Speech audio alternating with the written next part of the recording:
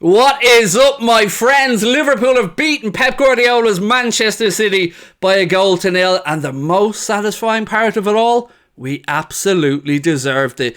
I'm going to take you through my thoughts on the game, from referee decisions all the way through to team selection and performance. As always, I would love to know your thoughts in the comment section. Drop a like on the video, and please do join the 151,000 people who are already subscribed to the channel by hitting that subscribe button.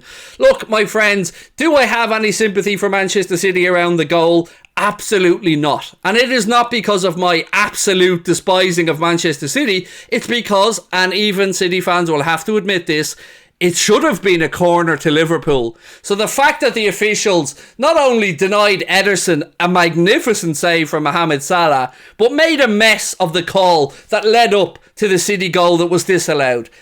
After that, do I feel it was a foul by Fabinho or on Fabinho? 6 of one, half a dozen of the other. Wouldn't have minded either way. Do I feel that there was a foul on Alisson by Haaland? Nope. I felt the ball was there to be challenged for. But as I said, I've got no sympathy, because once again, what I have told everybody for the longest time has come to fruition once again.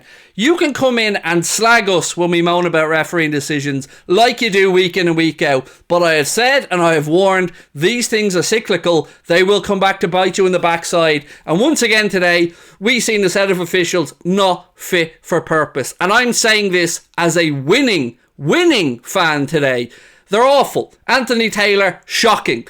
Bernardo Silva was trying to get breastfed from Mohamed Salah at one point. He was so around his neck, and Anthony Taylor sees fit not to give a free kick, and Jurgen Klopp points out that hypocrisy to the linesman, and he gets sent off. That's what we're working with. That's what we're up against as football fans in the Premier League. So to any City fans that feel hard done by, I've been there. I know your pain. They're terrible. But ultimately, it shouldn't have been a free kick. It shouldn't have been a disallowed goal, because it should have been a corner to Liverpool. So look, let's move on from that. Jurgen Klopp's team selection. He went with James Milner at right back.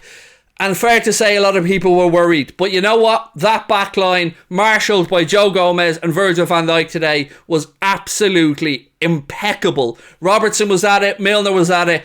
And by the way, can we take a moment to appreciate Virgil van Dijk's clearance? You could even see the smirk on Erling Haaland's face, because he knew if Virg hadn't got back and headed it over the bar, that he had a tap in. And the smirk told it all. It was a battle of one of the greatest centre-backs in the history of the game, in my opinion, against a potential future multiple Ballon d'Or winner. And much like he has done in previous battles, Virg came out on top, and Haaland did not have a sniff, and I love it. Now look, I'm happy. I'm not going to gloat, because I know we've a lot of work to do. But this could be the point that ignites our season, that turns our form around, that fills these guys with belief. And I'm so proud of each and every one of them with how they played today. We should have scored more. We should have scored 2 or 3. Couple of wasted opportunities. But you know what? I don't care, because I'm so proud of the way that we played. Going through the players, asking for a man of the match, I'll hand that over to you. It's very hard to argue against Sky, who went with Joe Gomez.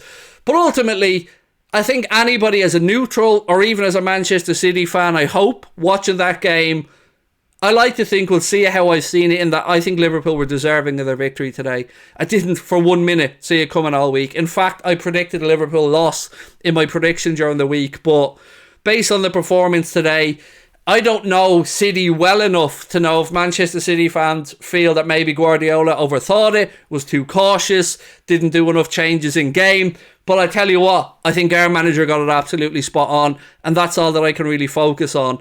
Mohamed Salah looked sharp, looked focused, looked up for the battle today. Firmino, Jota, I thought were top notch.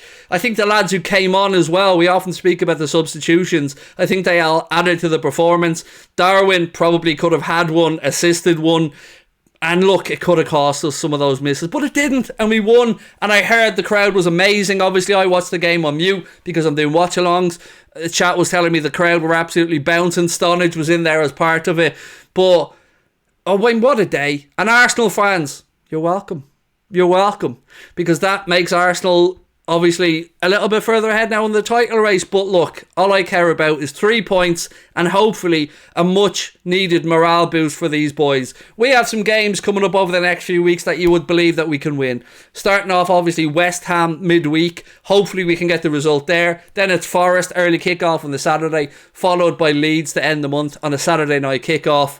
Fingers crossed this gives the lads the confidence boost we need, because if Virgil van Dijk, if Alisson Becker, if James Milner, Joe Gomez and Andy Robertson can keep a clean sheet against arguably the greatest attacking team in Europe, they've got nothing to fear elsewhere, because they know that they're capable of those levels of performance. And that was no fluke today.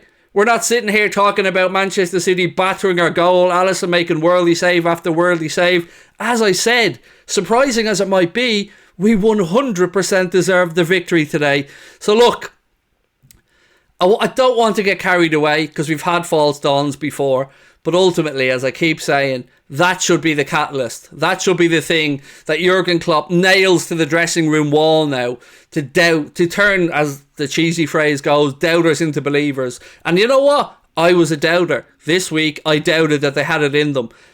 And I tried to be fair in my assessment all week because, you know, I could have come on and I could have predicted a win for Liverpool, but nothing I've seen so far this season prepared me for that level of performance. Now look, maybe City weren't at their best. Maybe Guardiola overthought it. Maybe he went a bit too respectful. And I mentioned during my watch along, I did think in the first half both managers were very respectful of each other. You could clearly see from us in possession that we weren't committing as many bodies forward, or that we weren't taking chances in possession, because of course we've conceded a lot of goals on the counter attack, and that was evident in the first half. The game did start to stretch a little bit in the second half, but we had the better of the chances yet again. And if you don't believe me, I'm sure the stats will back it up, or you can watch it Match of the Day 2 later on. But look, City's goal was disallowed, and as I've said before, I don't have sympathy for it, because it shouldn't have even been an issue, because you should have been defending a corner at that point. But after that, as I said, look, foul on Fabinho. Sometimes they get given, sometimes they don't. Sometimes you feel like you get the rub of the green from VAR, sometimes you don't. And I don't really want to talk about all the incidents in the build-up to that disallowed goal, because it shouldn't have been a thing. And look, City fans, what do you think of Anthony Taylor? I mean, we won and I still despise the man, because I thought that refereeing performance again today was shambolic. But here we are, all the lads sitting together, 3 points and a win, and a big dirty smile on my face as I head off into Sunday evening. I'm just glancing up here at the Sky Studios, and you can see that Cara is struggling to keep his happiness inside. But you know what? I'm off to spread my happiness everywhere. So look, my friends, let me know your thoughts in the comment section. Drop a like on the video. Let me know your man of the match and who you think has done very well in this game and deserves to start in our next one. Fingers crossed we get some good news on Diogo Jota, who went off on a stretcher at the end of the game. I fear the worst, but I hope for the best, and I hope it's not as serious as it looked. But as always, thank you for your time. Looking forward to reading your comments. Enjoy your Saturday evening, my friends, even though it's Sunday. Much love. Bye-bye.